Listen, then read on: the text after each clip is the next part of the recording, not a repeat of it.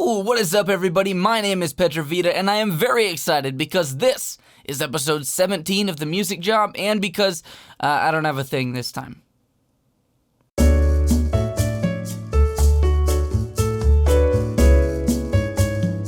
Welcome once again to The Music Job, the show slash podcast slash vlog where I walk through not only my own journey trying to go full-time as a music artist, but also just share lessons I've learned that might help other entrepreneurs or creatives in general, just make their lives a little bit easier.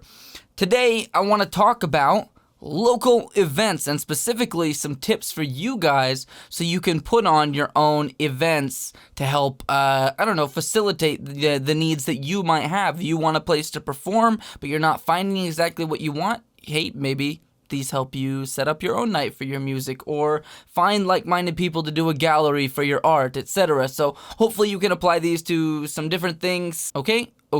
So, for a little bit of context, about a week and a half ago, we had a Rap Like Stockholm event, which I started last year, and we had 16 artists perform in the same evening, all doing original hip-hop sets of, 10, 11, 12 minutes each, so everyone got to do a few songs.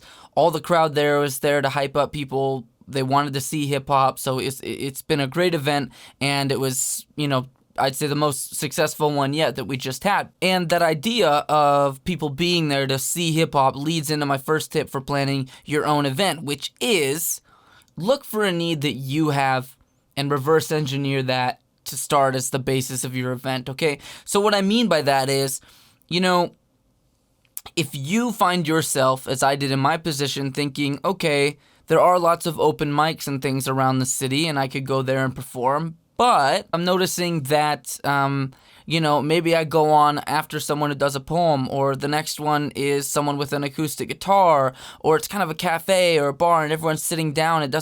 And maybe they're not the most receptive to a hip-hop performance or something like that. And you think, hey, wouldn't it be great if there was an open mic just for this type of music? Just like you might think, hey, wouldn't it be cool if there was, a once-a-month art gallery for people who do art on Instagram or whatever it is that you do, right? Whatever your idea might be. But for me, it was that. And so that's where this idea of Rap Like Stockholm came from, is a kind of open mic type format, but only for hip hop. And so that way, everyone who came would be an audience who wanted to see that type of music. And so that, servicing a real need that I had as an artist is one way that I haven't had to do a lot of advertising and promo to get people to come to these events, because it's a need that other people recognized as, they had the same need as well.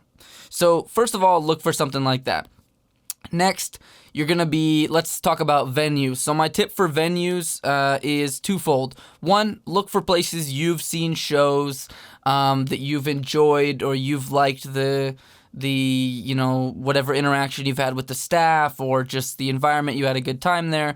Look for things that are kind of the size that you realistically think maybe you could fill. You can always move on to a bigger venue later, but it's best not to go to, maybe the hottest club in your city for your very first event, and then have it kind of underperform. Maybe, look for cafes and bars that you've seen live music at. And the next tip I have is, when you do start approaching places, try doing it in person first. So, maybe you make a little route of like a few, 3, 5, 6 places you want to hit up, and go there during, a day on the weekend or whatever works for you, and go in person. Ask who the owner is or who's in charge of booking events. Pitch it a little bit, what your idea is. Would they like to do something? And, get your face there. And even if the owner or the person who's in charge of booking isn't in, someone can pass along or give you their info, etc. But it shows much more of an effort than just a blind email or phone call if someone can say, oh yeah, this guy came in person looking for you, wanting to do some kind of event, and here's the info. You know what I mean? Sounds like you made a little more of an effort.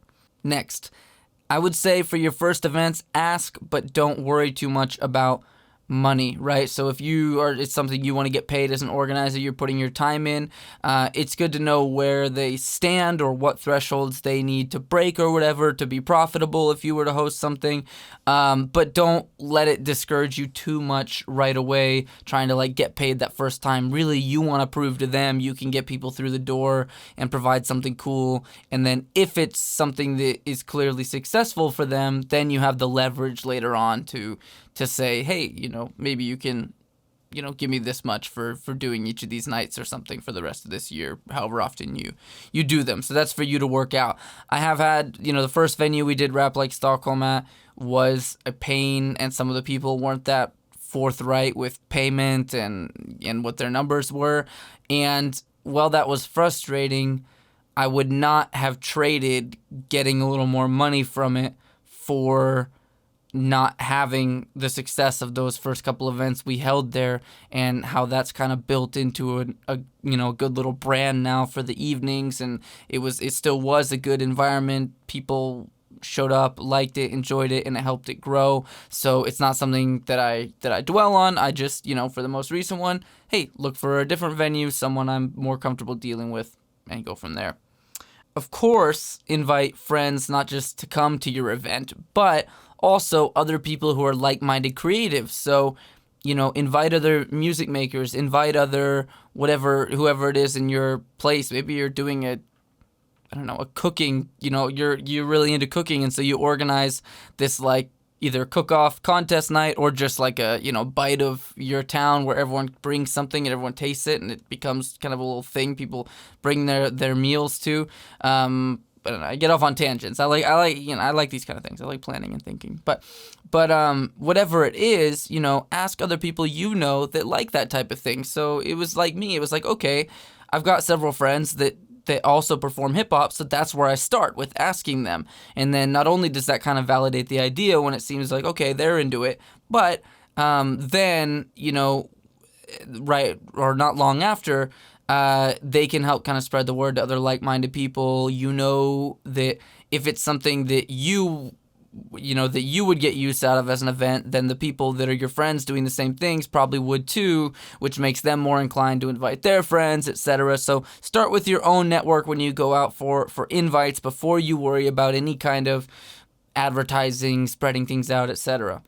Another tip, start your little collection of things you might need for an event. So for example, me with a music night, I try and show up with, even if the venue has everything covered, I try and show up, with an extra mic of my own, some extra cables if one's needed, an aux cable in case, someone's USB doesn't work, so you need to plug in the phone or something.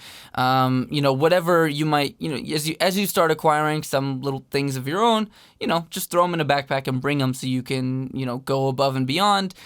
You would much rather not need them or save the day by having them than be caught out and be like, oh, I could have brought that from home, Prep with the, DJ, the venue, the organizer, whatever's relevant to your event. Line those things up beforehand. One thing I really need to do better on is organizing photography and videography for the event so I can get better pictures for the performers.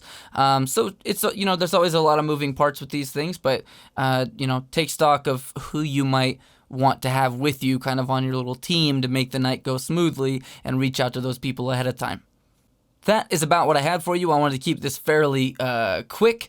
So hopefully these give you some tips and tricks and they help you out. Oh, and one final thing. If you're doing it at a venue, it's very likely that you might get free food and drinks or something like that, at least for organizing it, or get some drink tickets or something.